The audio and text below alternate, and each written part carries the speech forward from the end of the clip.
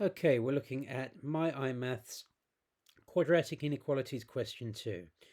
A little bit easier than question 1 really, but there you go. X squared, we've got to match up the inequalities with the correct solutions. So first one, x squared less than or equal to 121. Okay, so get the pen. X squared less than or equal to 121. Well, we like quadratic things to be equated to 0. So if I take 121 from both sides, x squared minus 121 is less than or equal to 0. That's a standard factorization of x squared minus a square number. So hopefully by now we're starting to recognize that that's going to be x plus 11 times x minus 11 as the factorization. So x plus 11 times x minus 11 less than or equal to 0. So let's just draw a number line with x in the middle, 0 in the middle, x equals 0 in the middle. So the whole thing will be equal to 0 if x is 11 or minus 11, so as to make either of the brackets 0.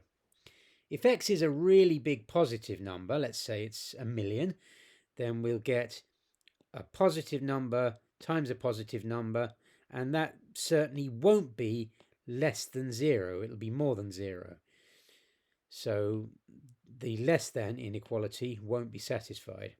If x is a really big negative number, say minus 1,000, so if x was minus 1,000, you would get minus 989 times minus 1,011. So you'd get a negative times a negative. That would give you a positive. And we don't want it to be positive because we want it to be less than or equal to 0. So if we think about an in-between value, if x is, say, 5, if x was 5, you'd get 16 times minus 6 plus times minus would give you a minus. So that would be less than 0. So the inequality is only satisfied between 11 and minus 11. X between 11 and minus 11. So let's just see if that's on the list of solutions that were offered. So we've got a choice between this one that's saying less than minus 11, more than 11, or this one between minus 11 and 11, which is the one we need for the first one. Okay, next one. X squared minus 9 greater than or equal to 7. So x squared minus 9 greater than or equal to 7. So again, we like things set against 0 for quadratic things. So I'm going to take away 7 from both sides and rewrite that as x squared minus 16 greater than or equal to 0. And there's that standard factorization again, x squared minus a squared number. So we should know by now that that's going to factorize into x plus 4 times x minus 4 greater than or equal to 0. So thinking about that on the number line, well, if x is minus 4, then this bracket will come out to be 0. And if x is plus 4, then this bracket will come out to be 0. So we know the whole thing will be exactly 0 at 4 and minus 4. Let's think about very big values. When x is, let's say, 100, then you'd get 96 times 104. So that definitely would be more than 0. So above 4 in the number line, by which I mean to the right of 4, numbers greater than 4, that would certainly satisfy our inequality. So x greater than or equal to 4 works for us. Thinking about a very big negative number, say when x is minus 100, Well, when x is minus 100, you get minus 96 times minus 104. Minus times minus would definitely make plus. So on this occasion, it's above and below that are going to satisfy our inequality. The inequality will be true if x is greater than 4 or less than, or equal to, I should say, minus 4. So we're looking for above 4 and below minus 4.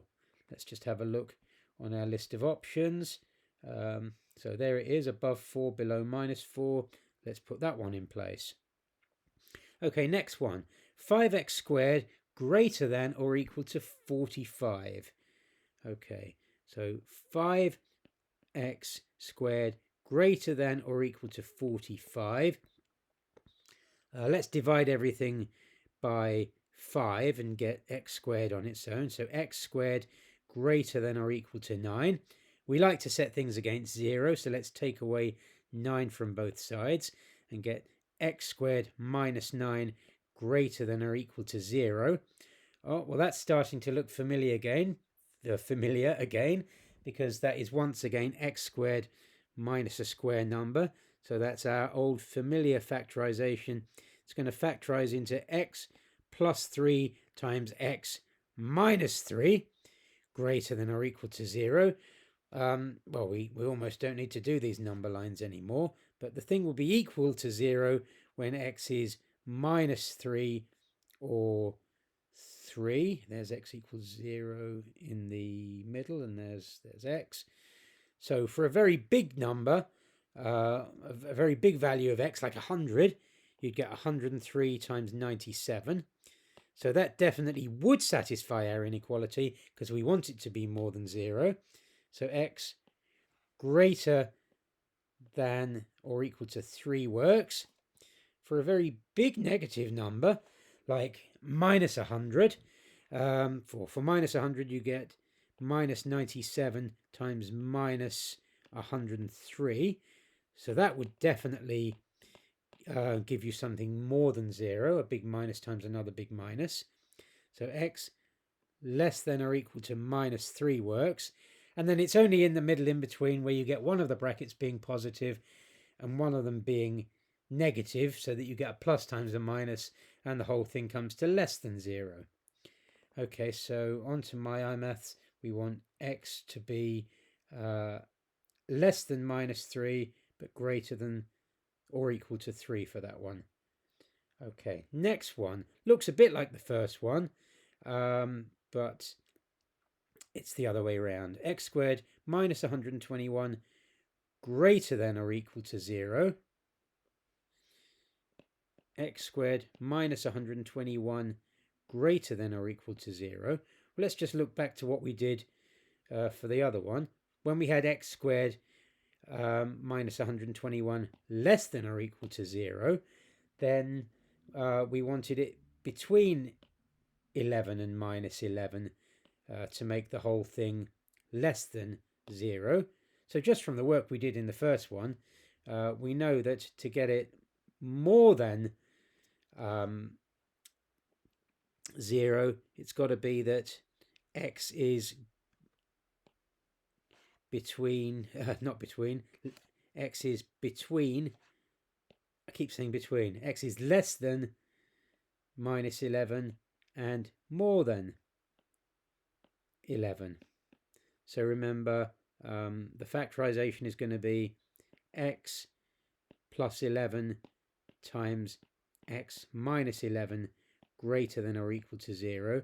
So when x is exactly plus or minus 11, the whole thing will be exactly equal to 0.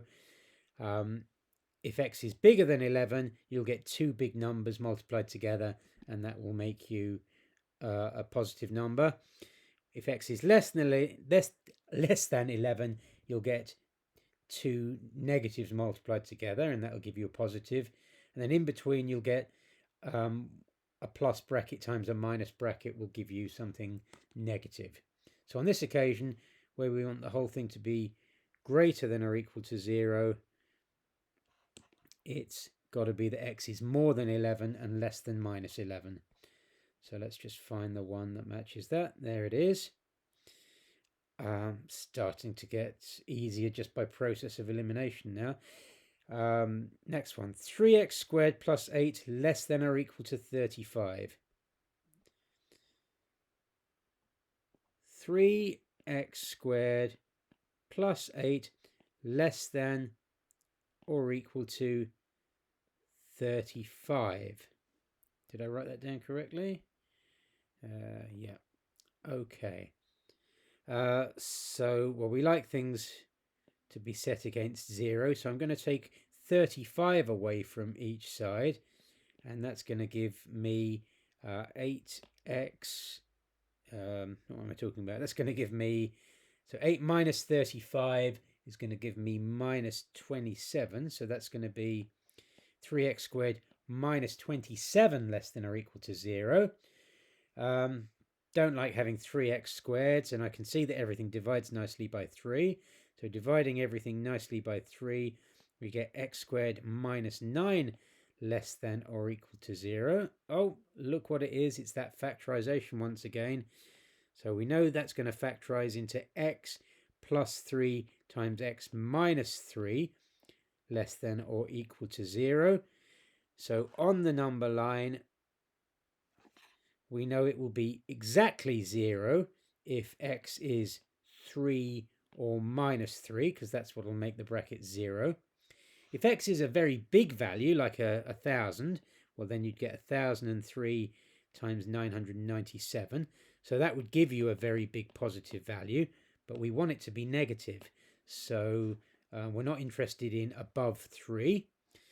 Let's think of below minus 3. If x is below minus 3, for example, minus 100, then you would get minus 97 times minus 103.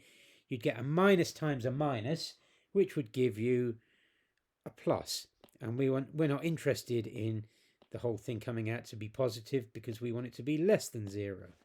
So it's only in between where you get one of the brackets coming out to be a positive and one of them being a negative. So for example, when x is 2, you'd get 5 times minus 5, which would give you a negative number. So it's only between 3 and minus 3 that the original inequality 3x squared plus 8 less than or equal to 35. Let's just make that look a bit neater. Less than or equal to 35 would be true. That's not brilliantly neat, but let's just fill that in on the MyiMaths.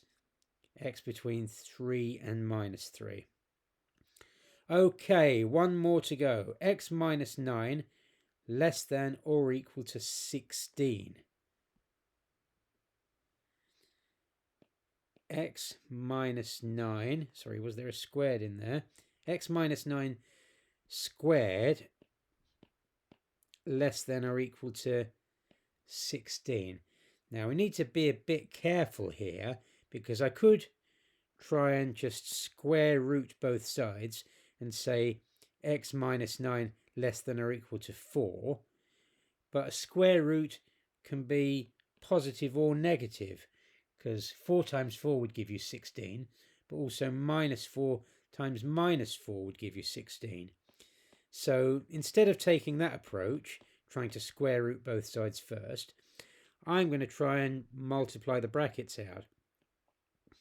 So x, well, let's just remind ourselves that x minus 9 means x minus 9, so x minus 9 squared means x minus 9 times x minus 9. So it's not just x times x gives you x squared and minus 9 times minus 9 gives you 81, but also x times minus 9 gives you minus 9x, and the other x times the other minus 9 gives you another minus 9x. So minus 9x, I should say. Minus 9x plus 81. So that multiplies out as x squared minus 18x plus 81.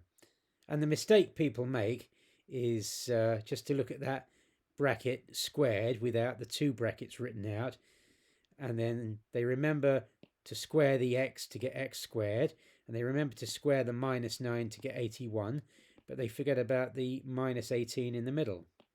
Minus 18x, I should say. So let's just get back to work on this. So all of those are less than or equal to 16. So instead of trying to square root both sides, I've just multiplied out the bracket first. But I do like things, or we like things, to be set against 0. So I'm going to try and take away the 16 from both sides and get x squared minus 18x. So I want 81 minus 16. Trying to do this in my head on a Thursday night is difficult. Plus 65 less than or equal to 0. Well, if they've designed this question well, then this will factorize nicely. So let's just think about that. I'm looking for factors of 65 that are going to add up to minus 18. Well, it's either got to be a plus times a plus or a minus times a minus to get a plus there. It's got to involve a minus to get a minus there. So it's got to be x minus something and x minus something. Just off the top of my head, I know that 13 times 5 gives me 65, and 13 plus 5 gives me 18, doesn't it? So the factorization is x minus 13 and x minus 5. Minus 13 and minus 5 give you minus 18, and if you multiply them together, you get plus 65. So that's got to be less than or equal to 0. Well, I know that the thing will be equal to 0 if x is 5 to make that bracket come to 0, or if x is 13 to make that bracket come to 0. If x is a very big number, like 100, well, then you'd get 87 times 95, for example. You'd get two positive numbers multiplied together, so that wouldn't be less than 0. So we're not interested in the left-hand side from 30. The right-hand side. We're not interested in up here. Let's think about values under 5. So if x was minus 100, say, you get minus 113 times minus 105. You'd get minus times minus, which is plus. So that certainly wouldn't make the answer less than 0. So it's only in between. For example, when x is 10. When x is 10, you get minus 3 times 5. You'd get a plus times a minus. So you certainly would get a negative answer, and it would be less than 0. So it's only between x being 5 and 13 that the original inequality, what did it say? X minus 9 squared less than or equal to 16. It's only in that range of values between x is 5 and x is 13 that original inequality will be true. So let's just go back to MyiMaths, and there it is. X between 5 and 13, drag it over, mark it, and we're happy with that.